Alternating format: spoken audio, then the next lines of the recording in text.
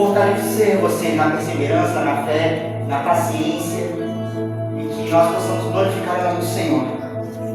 Eu peço que a igreja abra a Bíblia, livro de Provérbios, capítulo 18.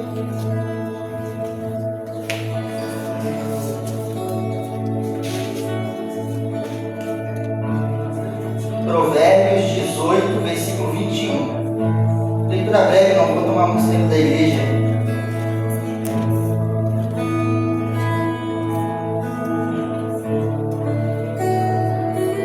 A palavra do Senhor diz: a morte e a vida estão no poder da língua.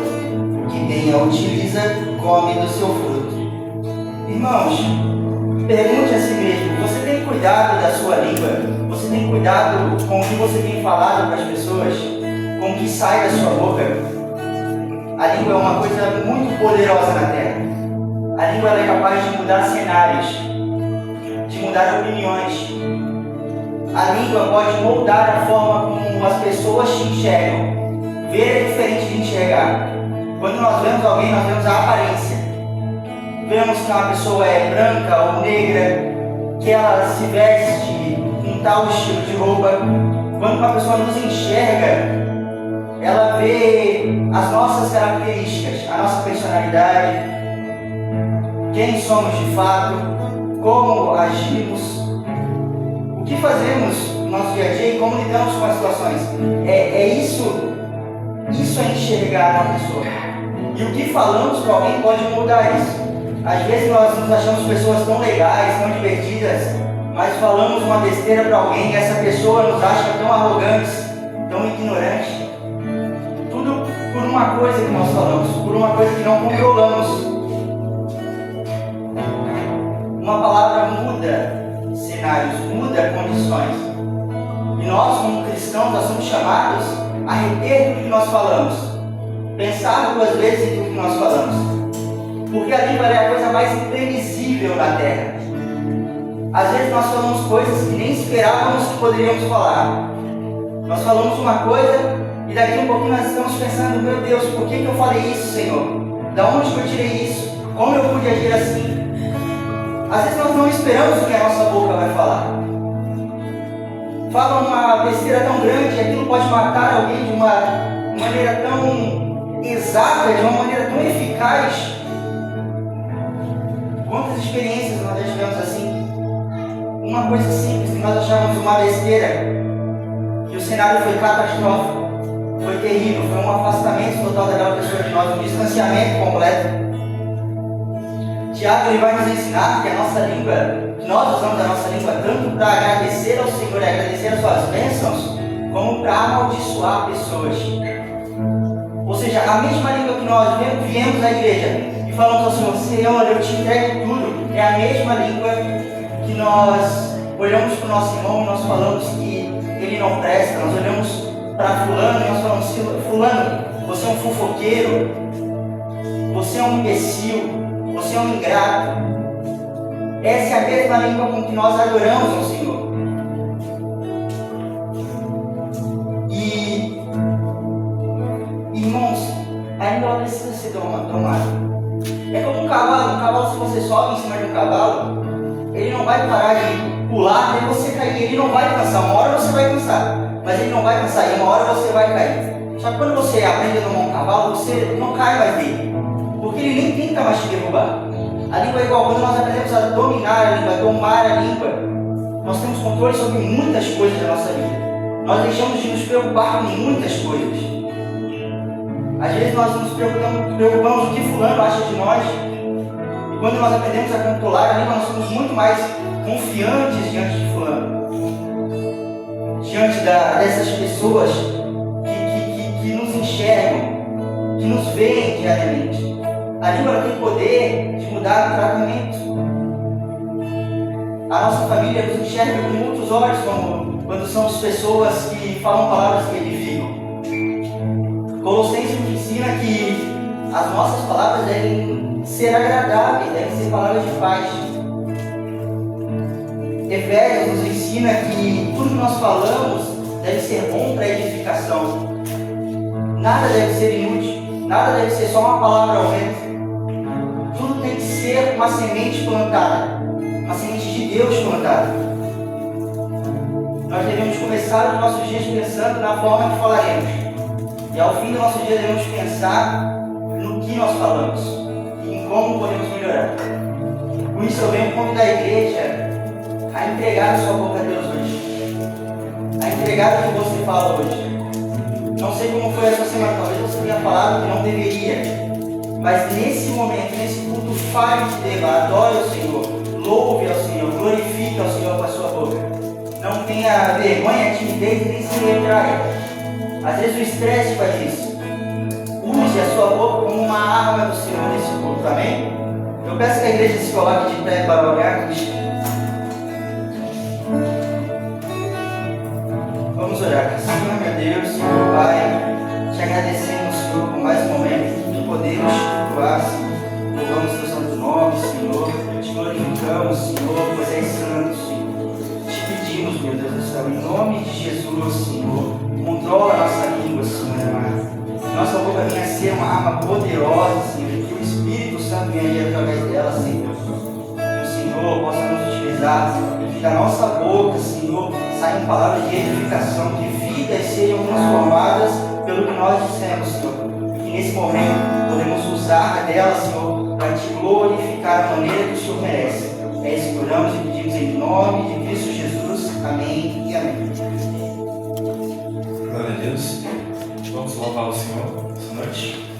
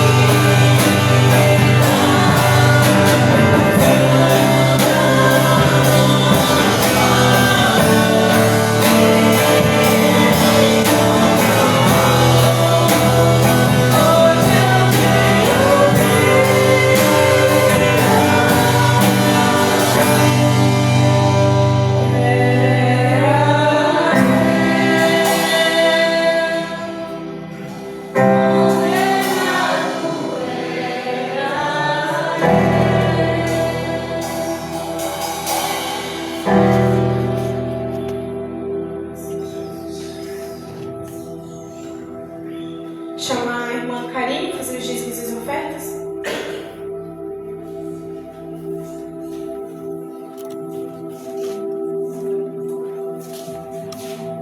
Glória a Deus, cumprimento a igreja com a paz do Senhor.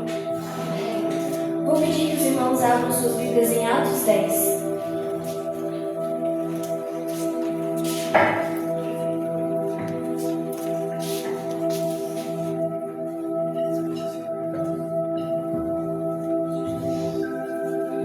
Atos 10, eu vou ler do versículo 1 ao versículo 8.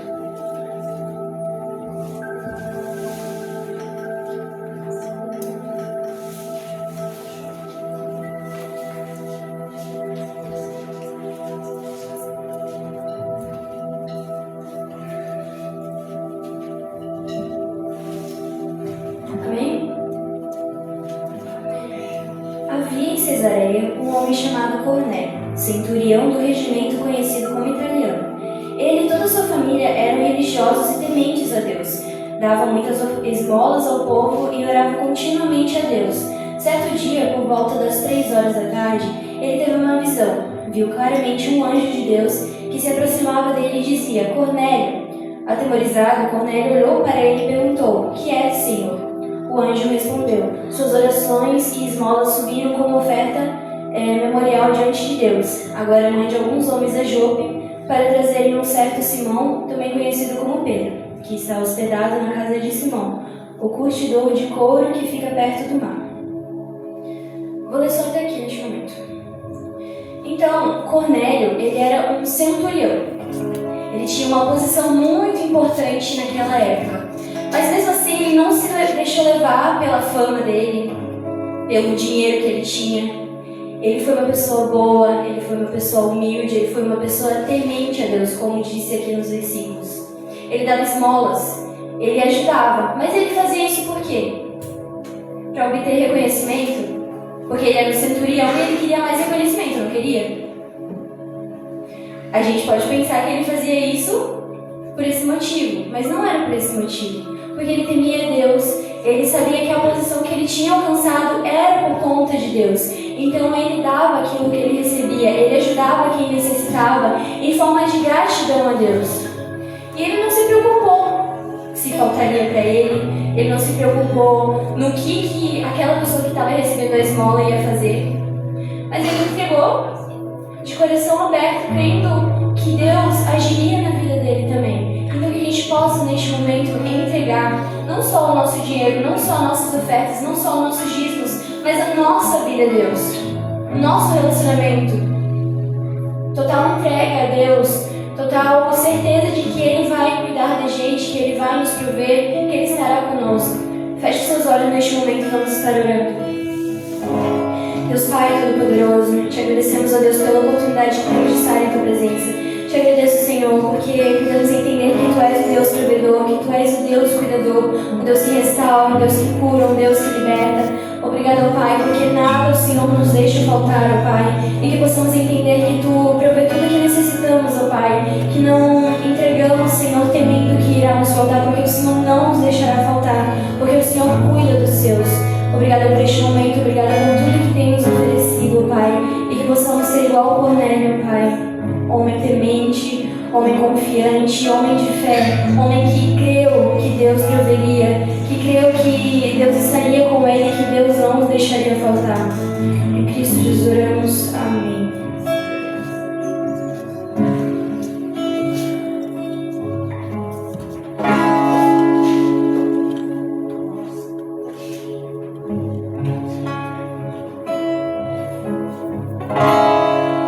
Se você rasgar o céu apenas mais uma vez,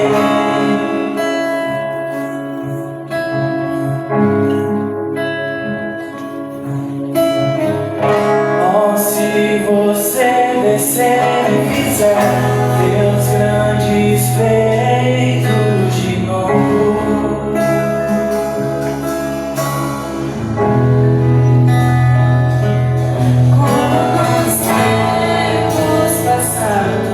mostra teu braço forte.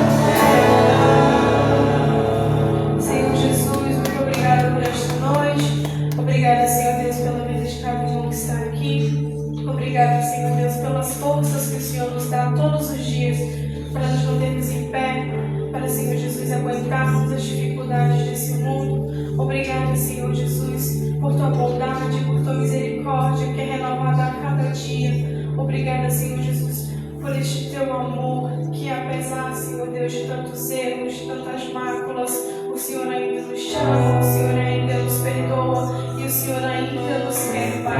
Nos ensine, Senhor Jesus, a sermos mais parecidos com você. Nos ensine, Senhor Jesus, a amar sem olhar a quem, a amar, Senhor Jesus, perdoando, a amar, Senhor Jesus, independente dos erros. Nos ajude a melhorar, me ajude a melhorar, Senhor Jesus. Eu te peço, Senhor, que a tua graça e as tuas bênçãos sejam derramadas sobre cada irmão que está aqui presente, que as dádivas do Senhor venham estar sobre cada um que está aqui nesta noite, Senhor Deus.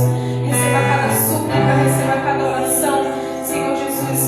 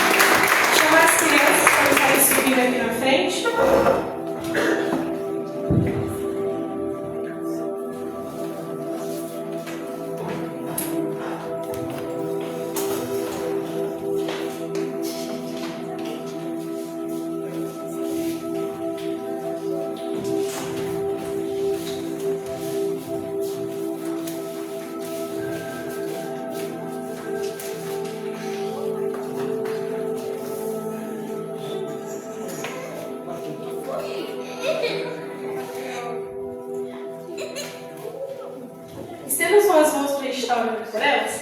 Vamos fechando o olhinho, bonitinho. Vamos fechando o olho.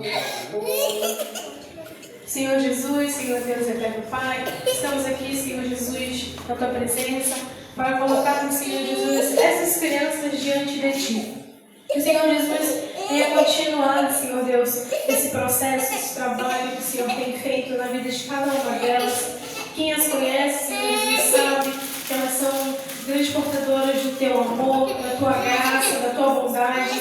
Nelas, Senhor Jesus, podemos ver a Tua ação através da vida delas, Pai. Eu te peço, Senhor Jesus, que o Senhor abençoe a vida de cada uma delas, que o Senhor venha usar a vida dessas crianças, Senhor Jesus, dentro de seus lares, dentro da escola, com seus amigos, com seus pais, que aonde elas estiverem, Senhor Jesus, que o Senhor venha estar com elas, Pai. Te peço que neste momento o Senhor ajude eles, Senhor Jesus, dentro da salinha, que o que eles venham aprender, Senhor Jesus, venha ficar plantado no seu coração e venha florescer, Pai. Que deles, Senhor Jesus, venham sair bênçãos e frutos, Senhor Jesus. Eu te peço e te agradeço por tudo que o Senhor tem feito, pela vida delas, Pai. Muito obrigada por tudo. É o que eu te peço e te agradeço em nome de Jesus. Amém.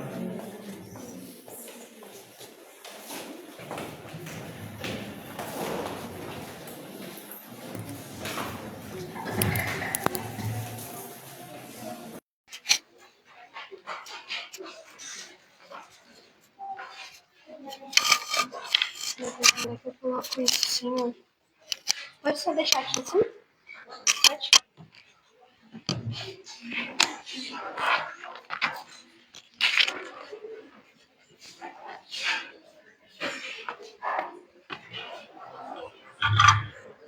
Pai do Senhor. Eita. Pai do Senhor, irmãos. Amém? Irmãos, enquanto eu vou me preparando aqui, vocês podem abrir a Bíblia de vocês em 1 Timóteo.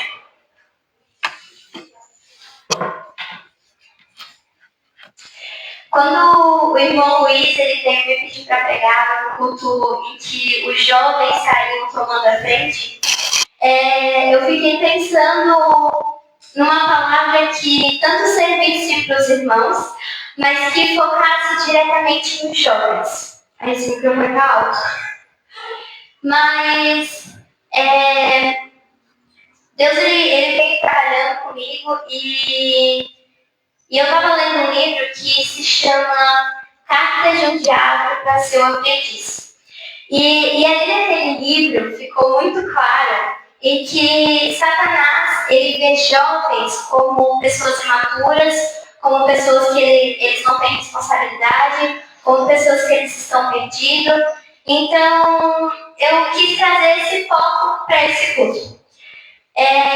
Timóteo, segundo o livro de Atos, ele era natural da cidade de Listras e ele era filho de um pai grego e de uma mãe judia chamada Eunice.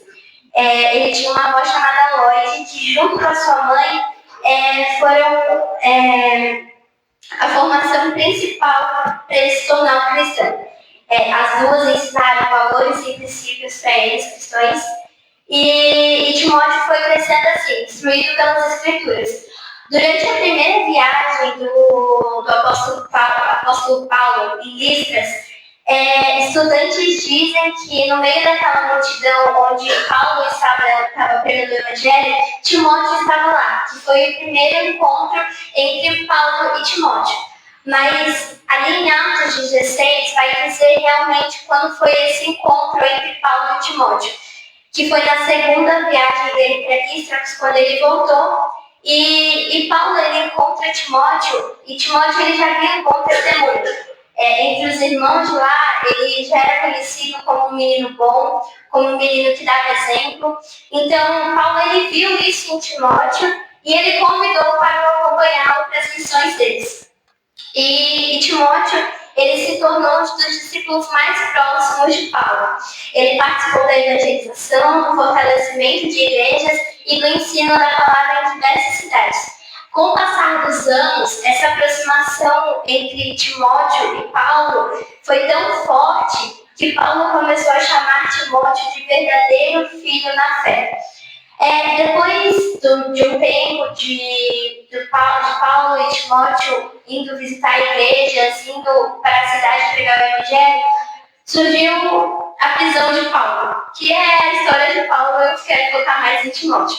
Mas, durante a prisão de Paulo, Paulo ficou 4 anos na prisão e Paulo ele ficava se questionando como é que estavam as igrejas dele, as igrejas que ele havia visitado, as igrejas que ele havia plantado.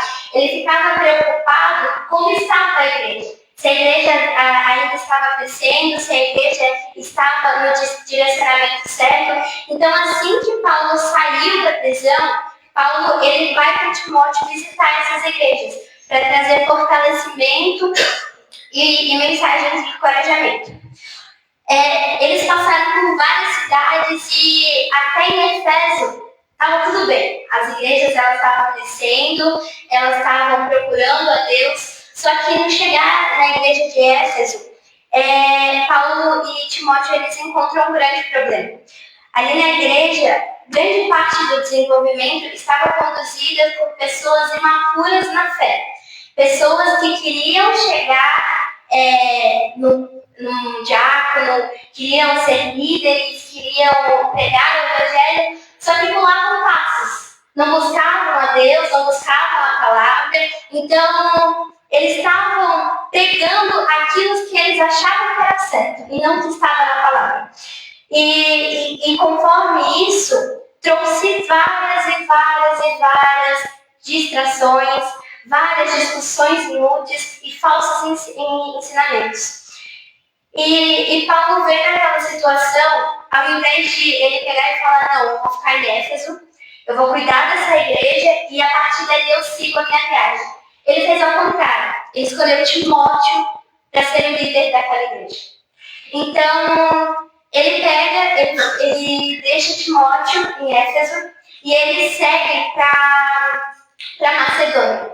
E quando ele chega em Macedônia, quando Paulo chega em Macedônia, ele fica preocupado como Timóteo estaria.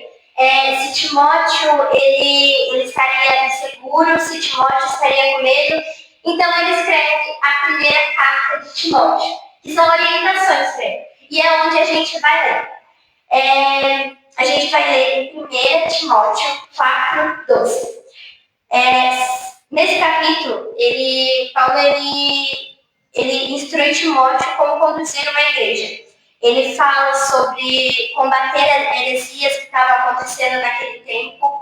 Ele fala de levantar líderes, ser exemplo e administrar com sabedoria e amor. Timóteo ele havia recebido uma grande responsabilidade, que era liderar uma igreja. Uma comunidade que enfrentava problemas e líderes com falso ensinamento. Ali em 1 Timóteo 4:12 fala assim: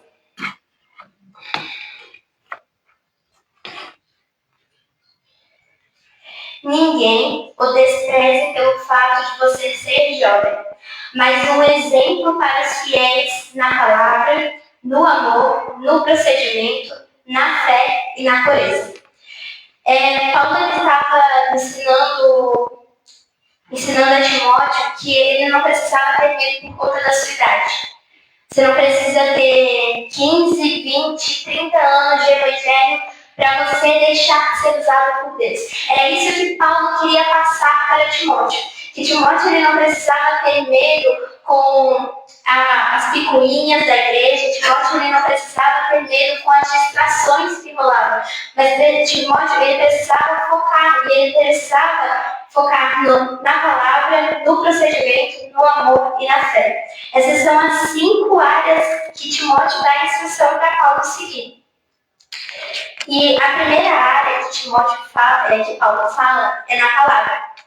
A Bíblia diz que a nossa boca fala do que o nosso coração está cheio. E do que o seu coração está cheio? Seu coração está cheio de amargura, o seu coração está cheio de idolatria, o seu coração está cheio de músicas do mundo, de pessoas falando no seu ouvido que aquele fulano ali, que fulano não presta. Teu coração está cheio disso? Porque se o seu coração estiver cheio disso, é disso que a sua boca vai falar. Se o seu coração estiver cheio de tristeza, de desânimo, é isso que a sua boca vai falar. E Paulo, ele instrui Timóteo para que ele busque a palavra. Porque se ele buscar a palavra, o coração dele vai estar cheio da palavra e a boca dele vai falar sobre a palavra. A gente precisa ser cuidadoso no que fala.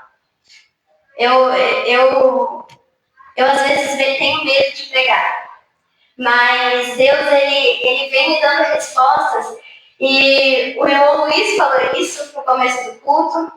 Durante os louvores, é disso que está sendo falado. A gente precisa focar na palavra. A gente tem que cuidar do que a nossa boca fala, porque palavras podem destruir uma vida ou construir uma.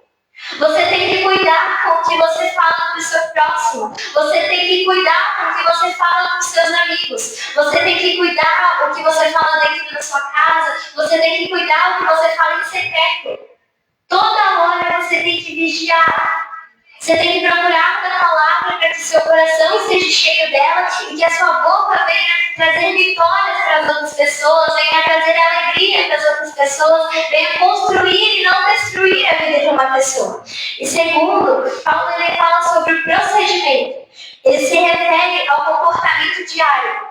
Ao comportamento diário. Não basta falar corretamente, é necessário viver de maneira coerente com aquilo que se prega. As atitudes falam muito mais do que altos discursos. Em Mateus 7, 26 e 27 diz: mas quem ouve meu ensinamento e não o pratica é tão tolo quanto a pessoa que constrói sua casa na areia. Quando vierem as chuvas e inundações e os ventos castigarem aquela casa, ela cairá com grande estrondo. Então, não adianta você vir aqui pregar, você falar para as pessoas: você tem que amar o próximo, você tem que perdoar, você tem que ser exemplo dentro da sua casa, e você só falar. O grande exemplo não está naquilo que você fala, mas naquilo que você pratica. Vocês podem ver isso em relação a mãe, ou pai e filho. O filho escuta da mãe: você não pode comer bala 10 horas da noite, porque vai te dar dor de barriga durante a noite. E aí o filho: não, então eu não vou comer bala. E aí 10 horas da noite, o pai vai lá e come a bala. O que o filho vai fazer? Ele vai comer a bala, porque ele viu, é o exemplo. Ele segue o exemplo do pai, então ele vai comer a bala porque o pai comeu a bala. Mas ele falou que eu não podia comer a bala, mas ele está comendo. É esse o impacto que a gente tem que ter na vida das pessoas de fora. É esse impacto que a gente tem que ter na vida das pessoas. De ser exemplo. Das nossas atitudes, falarem: não, ali tem um cristão, ali tem alguma coisa diferente. E não de, ela prega, ela louva, ela dá a palavra, ela se diz ser cristão, mas as atitudes dela são completamente diferentes. A atitude dele é completamente diferente daquilo que Jesus ensina. Ele mente, ele trata as pessoas mal, mas ele está lá na igreja, em cima do culto. Então tá tudo bem. Paulo, ele fala para Timóteo: cuida. Cuida, porque não adianta só você ensinar as pessoas, mas você tem que dar exemplos para as pessoas que não seguem aquilo que você está seguindo. E o que você está seguindo é Cristo. Então Paulo, ele diz: a conduta diária conforme a fé que processamos. O testemunho mais forte está nas atitudes, não apenas no discurso. Em terceiro lugar, Paulo ele ressalta sobre o amor. O amor que a gente tem que ter pelo próximo. Timóteo ele deveria demonstrar amor por Cristo em seus relacionamentos. Isso inclui amar a Deus acima de todas as coisas e amar ao próximo exercendo paciência, misericórdia, perdão e compaixão. É uma grande dificuldade hoje em dia, principalmente para o jovem. É uma grande dificuldade o jovem amar o próximo. O jovem ele prefere escolher o orgulho, ele prefere não ter compaixão, Ele prefere esquecer da misericórdia que Deus tem dele e não ser misericordioso com o próximo. É isso que o jovem prefere hoje em dia. Mas será que isso é o certo? Deus ele nos ensina que a gente precisa amar. A gente precisa amar o próximo como a ti mesmo. Eu duvido que com você mesmo você lance palavras de negatividade, que você não tenha misericórdia. Ou eu duvido que você não faça isso com Deus. Você fala palavras negativas para Deus?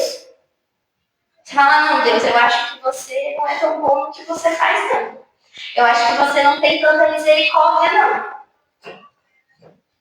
Todo momento em que a gente está na nossa vida, toda situação, a gente precisa materializar aquilo que diz na Bíblia. Diz na Bíblia que Deus ele está conosco a todos os momentos. Mas será que todos os momentos estamos preocupados com aquilo que Deus está pensando de nós? Às vezes a gente está lá no grupinho e aí a gente está mentindo sobre uma pessoa e para nós está tudo bem. Mas será que se você lembrar que Deus está do seu lado, você estaria falando aquilo que você fala? Será que se você lembrar que Deus está no seu lado, você estaria escutando a música que você está escutando? É muito fácil colocar um fone e esconder das pessoas, mas Deus ele conhece o seu coração. É muito fácil tu ir para tua casa e ver uma série escondida de todo mundo, mas Deus ele conhece o teu coração. Deus ele está ali contigo. É muito fácil você ler um livro e dizer que está tudo bem para as outras pessoas, mas Deus conhece o seu coração. A gente precisa lembrar que Deus ele está conosco a todo momento.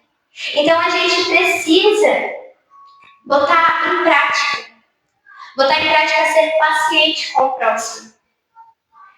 Às vezes a gente age tanto no vai da vida, sabe?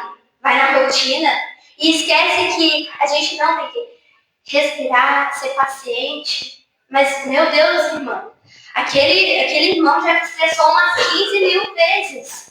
E você já estressou Deus umas 15 milhões de vezes. A gente precisa ter misericórdia. A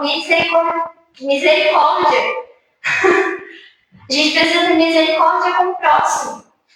Precisamos parar de julgar o próximo. A igreja, eu acho que ela perdeu um pouco da palavra, sabe?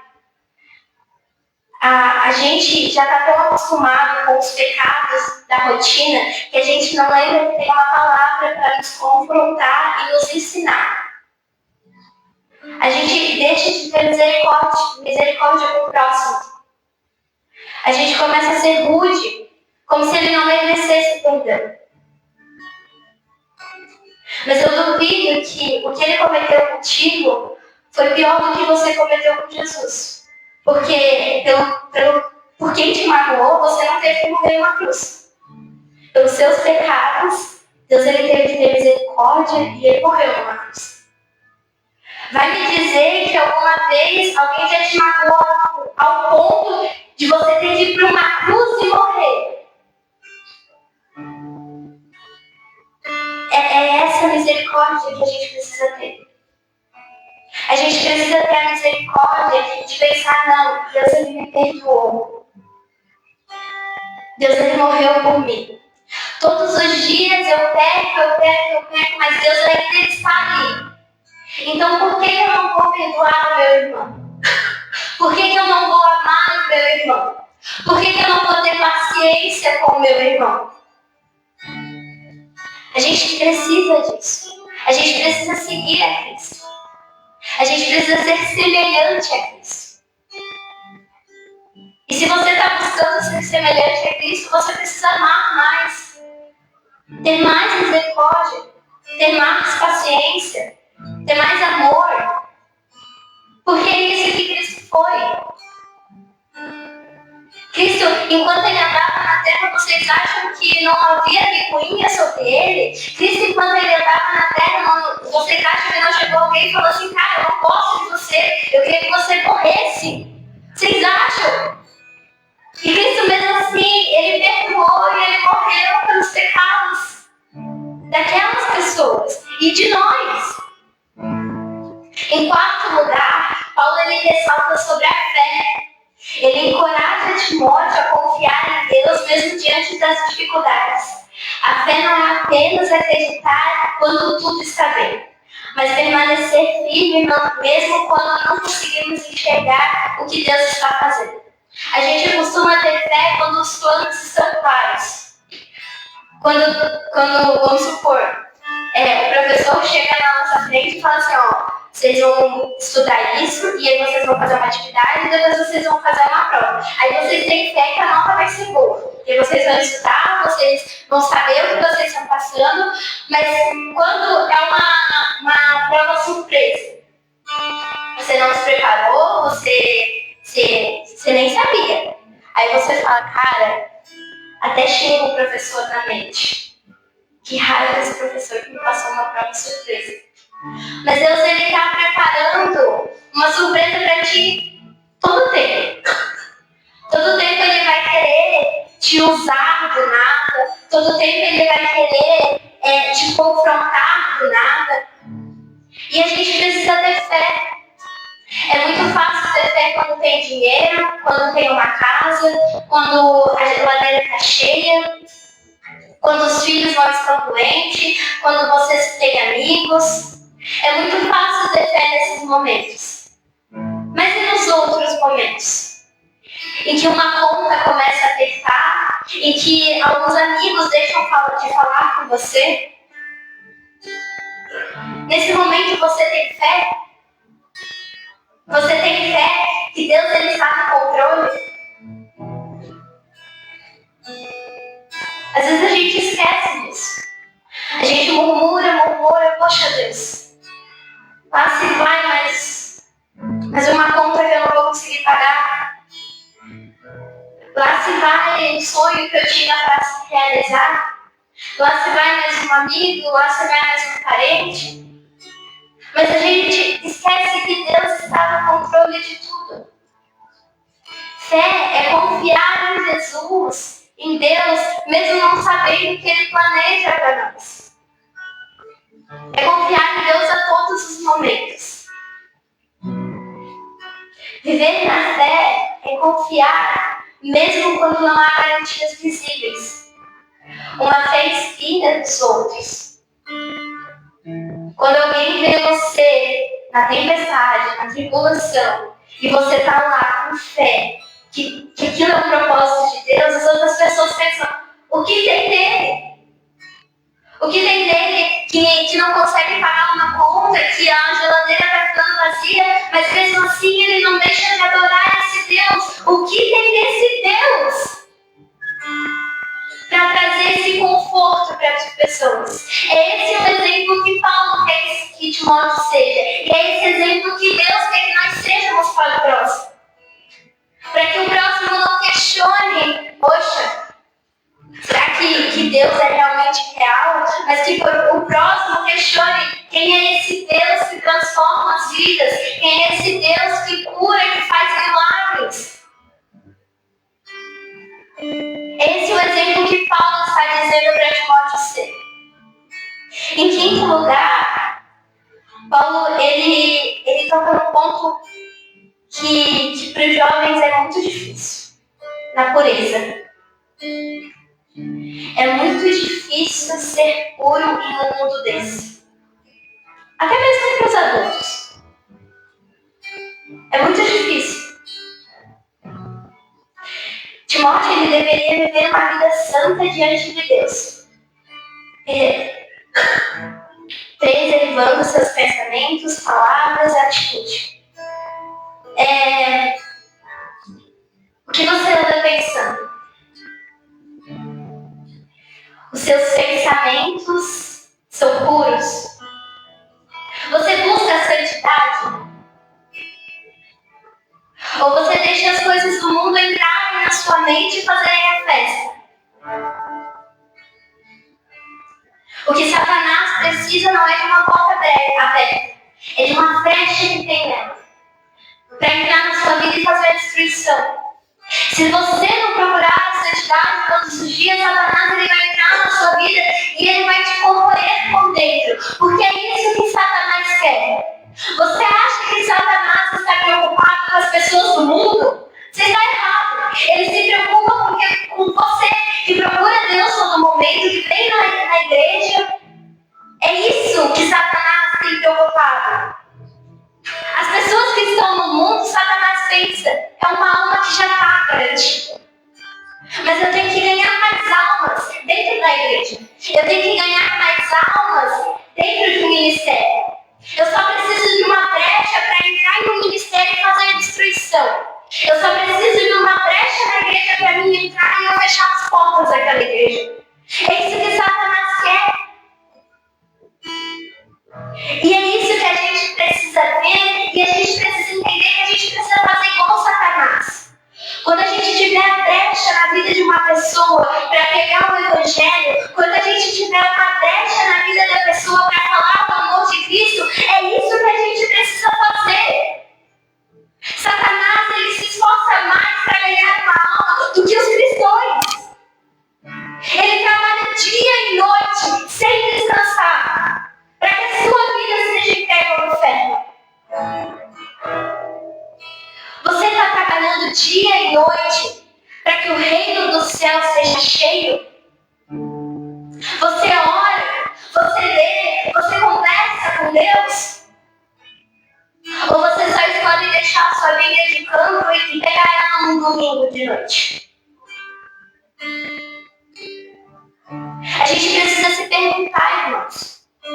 Se perguntar, se questionar quem a gente está sendo, que cristão a gente está sendo. Timóteo, ele ensina a Paulo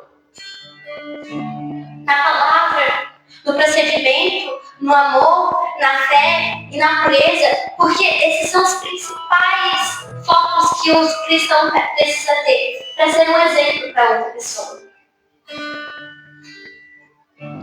Se você quer ser um exemplo para outra pessoa, você precisa mostrar na palavra. Porque é na palavra que diz onde você deve estar, como você deve fazer, o que você deve falar. Se você quer ser exemplo para outra pessoa, você tem que cuidar do seu cotidiano. Não é só ser bom na igreja, é ser bom lá fora. Se você quer ser um bom crente, se você quer alcançar alma, você precisa ter amor e fé. Sem isso, o cristão não anda. Se você quer ter um relacionamento com Deus, você precisa buscar a santidade todos os dias. Em Romanos 12:1 diz: portanto, irmãos, suplico-lhes que entreguem seu corpo a Deus, por causa de tudo que Ele fez por vocês. Que seja um sacrifício vivo e santo, do tipo que Deus se agrada. Aquilo que você está entregando para Deus hoje é bom? O relacionamento com as outras pessoas que você entrega a Deus hoje é bom? Ou Deus está olhando, poxa, a Roana devia estar melhorando nas atitudes que ela está tendo. Poxa, a Roana devia ser menos egoísta e conseguir pedir um perdão. Poxa, a Roana devia procurar mais a mim, para que eu consiga usar mais a ela. É isso que a gente precisa entender, irmãos. Deus em todo momento Ele fala conosco. Só que a gente não escuta, porque a gente não lê a palavra. Às vezes a gente ora e fala, não, Deus vai me responder, mas não abre a Bíblia uma vez na semana. Como é que Deus vai te responder? Ou você acha que vai aparecer alguém na sua frente lá na porta da sua casa e vai falar, Deus mandou te falar assim. Acontece, mas a maioria das vezes Deus ele quer que tu procure Ele. A maioria das vezes Deus ele quer que você tenha o interesse, a sede, a fome de gastar meia hora do seu dia para ler a palavra e orar. Ou vai dizer que vocês não têm tempo.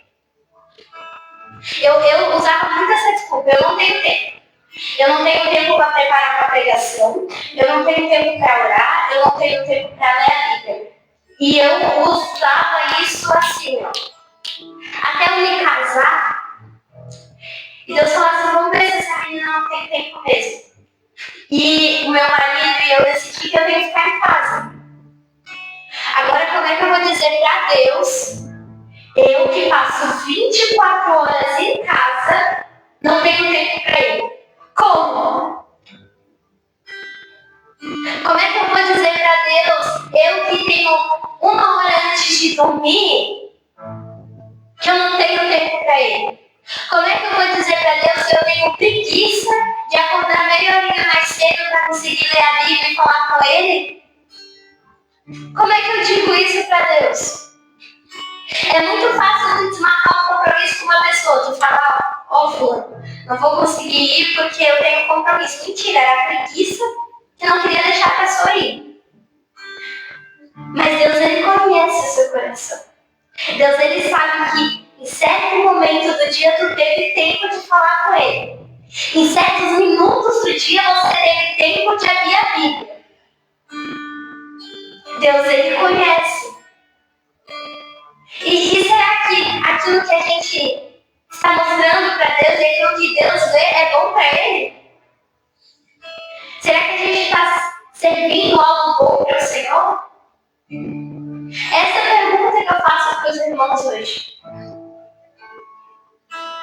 Porque para a gente ser exemplo, a gente tem que se examinar primeiro. A gente tem que se examinar para ver se a gente está seguindo a palavra corretamente, para ver se a gente está tendo amor, para ver se a gente está tendo fé, para ver se a gente está vivendo uma vida certa, para depois querer ser exemplo para outra pessoa. E o incrível que pareça é que a gente só quer que a gente seja exemplo quando a gente está aqui, na igreja. Aí eu quero que os meus amigos da faculdade, os meus amigos do serviço, os meus amigos da escola me vejam. Aqui em cima eu quero que eles me vejam. Mas você está enganado. Eles estão te vendo na escola. Eles estão te vendo na faculdade.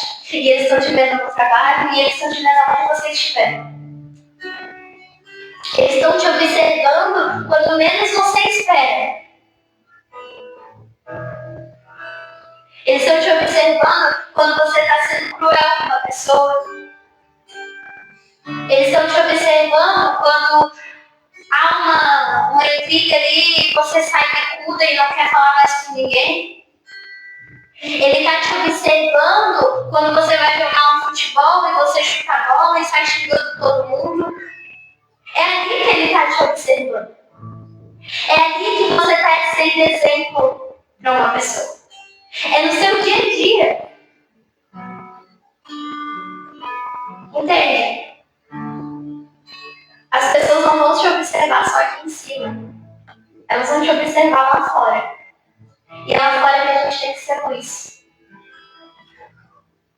Lá fora que a gente tem que estar com as nossas lamparinas queimando. Mas a gente tem que ser que nem as virgens prudentes. Que tinha um azeite reserva. Que tinha um azeite dentro. Não que nem as outras virgens que tiveram que sair correndo para procurar azeite. A gente tem que estar preparado. Para que nada pegue a gente de surpresa. Uma reunião com o pastor, ó, poxa, tu vacilou nisso, Luana? Ou alguém vindo te falar, nossa, Luana, tu é cristã, né, mas tu teve essa atitude ultimamente que, meu Deus, será que Cristo é isso mesmo? Qual é o nosso exemplo, irmãos? Quem a gente está refletindo na vida dos outros? A gente está refletindo a Cristo? A gente está querendo fazer Cristo pessoas procurarem a Cristo? Ou a gente está fazendo pessoas quererem não conhecer a Cristo? Porque se a Luana é desse jeito conhecendo a Cristo, tá doido conhecer esse Cristo aí que eles falam.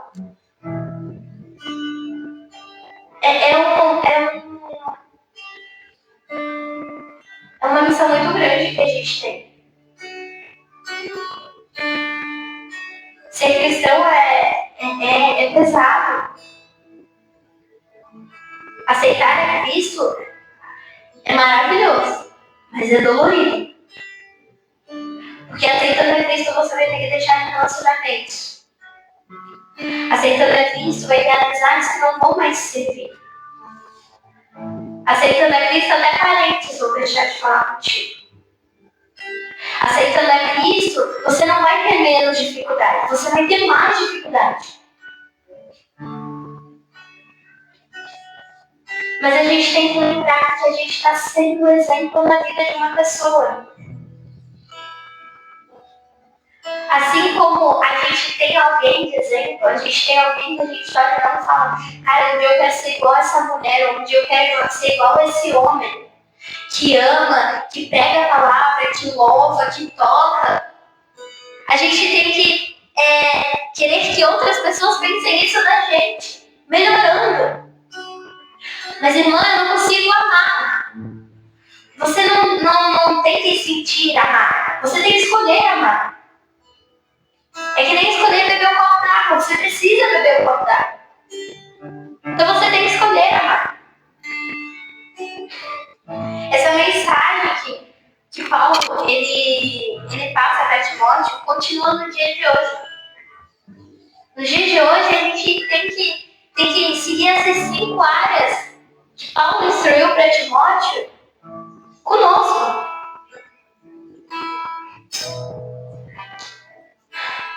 O Senhor ele não procura apenas pessoas com muitos anos de igreja. Ele procura corações dispostos a obedecer, aprender, refletir a Cristo em suas atitudes. Talvez alguns pensem que é difícil. Mas procure dar a palavra. E Deus ele vai te dar as instruções. Ele vai te dar as instruções de como perdoar mais fácil. Ele vai te dar as instruções de como amar mais fácil. Está tudo na Bíblia.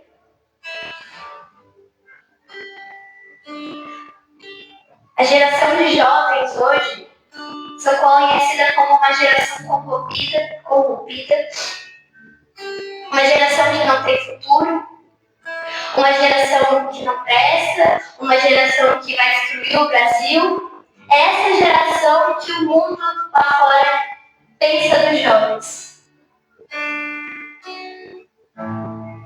Mas Deus, jovens, eles vêm falar para vocês, se vocês buscarem a mim, vocês serão jovens que terão futuro. Vocês serão jovens que pegarão a palavra. Vocês serão jovens que têm importância nesse mundo. Deus ele convida você a partilhar uma vida com Ele para que você não seja aquilo que o mundo diz que você é, mas que você seja aquilo que Cristo diz que você é. Você é meu filho amado, você é minha filha amada.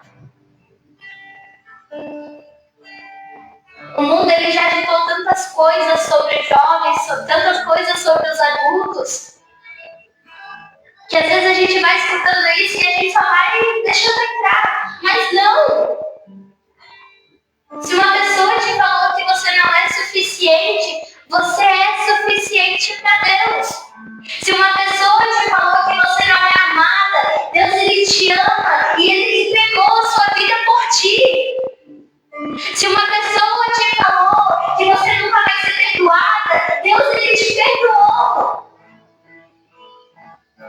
A gente precisa entender que a gente não tem que ser nada do que o mundo lá fora diz. A gente tem que ser aquilo que Cristo diz que a gente é.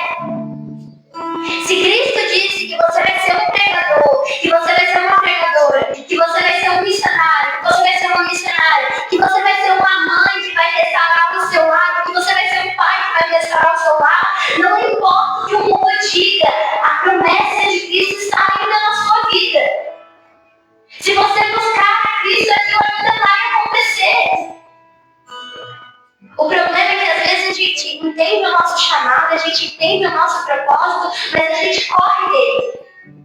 A gente vai totalmente em direção oposta. E ainda a gente quer que aconteça aquele propósito. Não, Deus, ele falou comigo que eu vou pregar nas nações. Mas a única coisa que sai da minha boca é falar mal do irmão.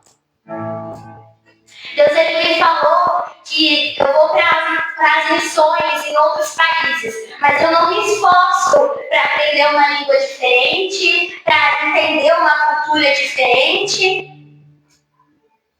Deus, ele me falou que eu vou participar do Ministério de Louvor tocando guitarra.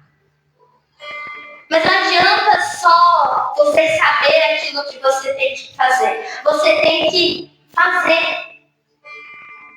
Procurar um curso. Não, o irmão sabe tocar guitarra. Eu vou aprender com o irmão. É a nossa ação, irmão.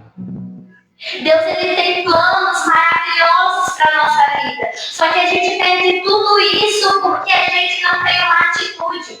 A gente fica sentado no banco achando que Deus vai fazer milagre. Não é no banco que vai acontecer milagre. É numa vida de evangelho. É numa vida da palavra. A gente precisa entender isso. A pregação de hoje é sobre isso. É sobre ser exemplo. É sobre querer se encher mais de Cristo. É sobre querer amar o próximo. É sobre querer ter mais fé.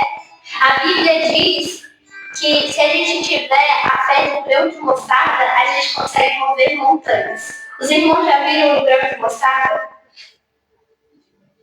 É grande.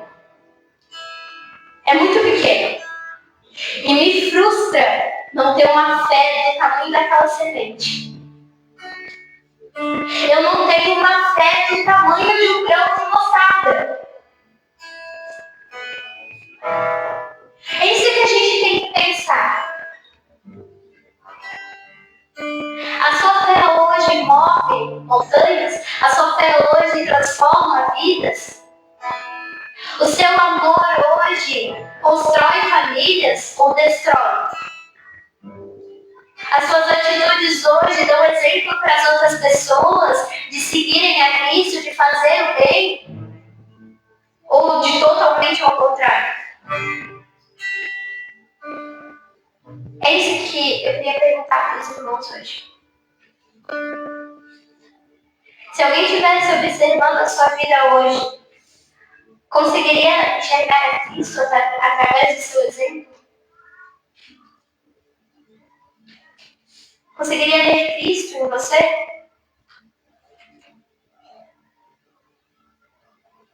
Na minha, não. Eu sei que quem está me observando lá fora vai ser bem difícil enxergar a Cristo em mim. Porque eu sou uma menina que eu não sei perdoar. Eu, se me junto com pessoas do mundo de fora, meu Deus, passa ali nem vem que é a Ruana da igreja. Cadê o exemplo? Não adianta eu querer vir aqui louvar o Senhor e achar que o meu exemplo está aqui. O meu exemplo está lá fora. O meu exemplo está dentro da minha casa. Eu estou sendo uma mulher que o meu marido vê Cristo em mim. Eu estou sendo uma irmã e que minha irmã vê Cristo em mim. Eu estou sendo uma filha e que minha mãe vê Cristo em mim. Eu estou sendo uma pessoa em que qualquer olhar, de qualquer visão, de qualquer canto, vai enxergar Cristo. Eu queria convidar os diáconos a virem aqui na frente e todos os jovens virem com ele. E o Ministério de Louvor, por favor.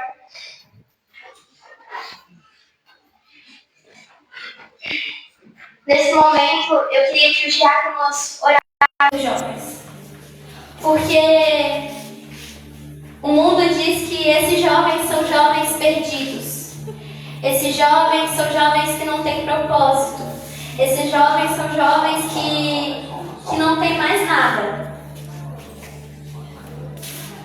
mas há um propósito na vida desses jovens.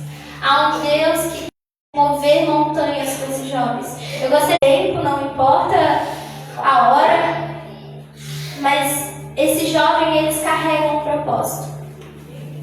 Aqui na frente, pastores, aqui na frente, missionários, aqui na frente, pessoas importantes para Cristo. Amém?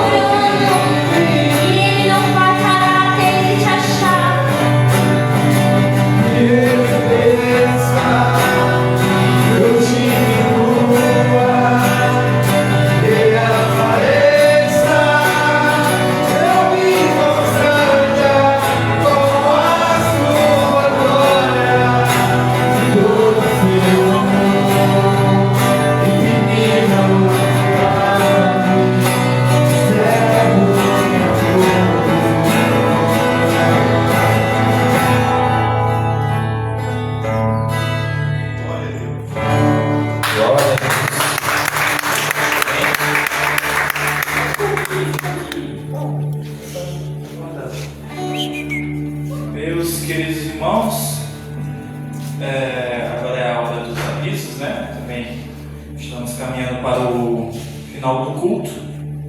E eu pedi para que a Juana ficasse aqui, porque na oração dos jovens faltou um jovem.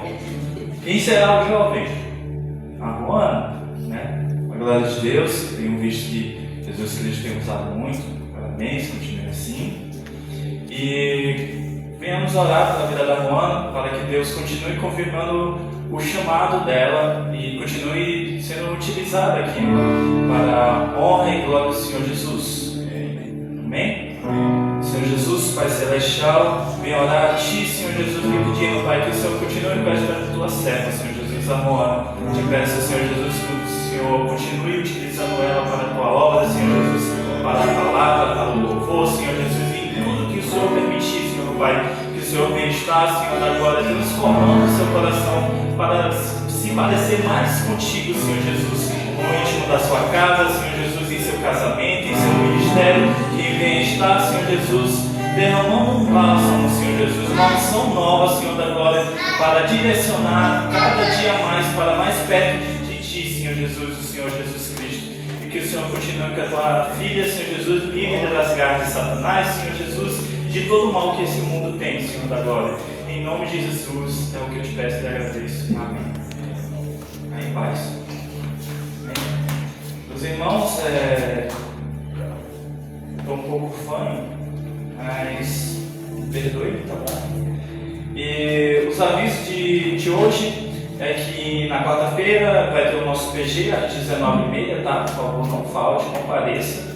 Tanto para adulto, jovem, velho, idoso, extinto, criança, o que você quiser, pode estar vindo. Seja abençoado pela palavra de Deus, em nome de Jesus. E também reforçar a falta de 2 pessoas que não puderam vir a este culto. Alguém poderia dizer quem seria? Os pastores. Os pastores tiveram que viajar para o Rio de Janeiro, que é a sua cidade natal, para resolver umas questões pessoais. Então, venho só reforçar o porquê disso, de eles não estarem aqui, tá bom? E também chamar os aniversariantes do mês, né? Que eles seriam o irmão Anderson e a Lid. Está? Foi embora. Foi embora, quem será? Vem aqui e pedir para o irmão Josemar estar dando uma breve orada na vida da cabeça deles, livrando das garras de Satanás, tudo quanto é coisa ruim. Tem que botar a mão na cabeça toda. Olha lá, não sei. A oração dos jovens. Você é muito grande. Você é muito grande. Soberano e eterno Deus, querido Pai, eu quero colocar a vida de Diana na tua presença, também do Anderson. Abençoa essas vidas, toma elas nas tuas mãos, dê a tua graça, o teu poder. Faça recair sobre eles o teu espírito, o teu poder, a tua glória, para que nada chegue à sua tenda, para que nada chegue à sua casa, a não ser o teu Espírito Santo. Que eu quero, em nome do Senhor, abençoar o Anderson, abençoar a sua casa, abençoar a sua família, abençoar os seus filhos, abençoar tudo aquilo que ele fazer. Eu quero abençoar em nome de Jesus. Também eu quero abençoar a vida de Diana, Deus. Eu não conheço a sua família, não conheço os seus pais, mas eu peço que a bênção do Senhor chegue a eles e que ela seja uma bênção na tua presença. Que ela não venha aqui por acaso, mas que ela venha aqui com a intuição de te louvar, glorificar e exaltar o nome. Então que receba a bênção, receba o louvor, receba a adoração da Diana e eu abençoe Deus na sua vida, em nome de Jesus. Amém.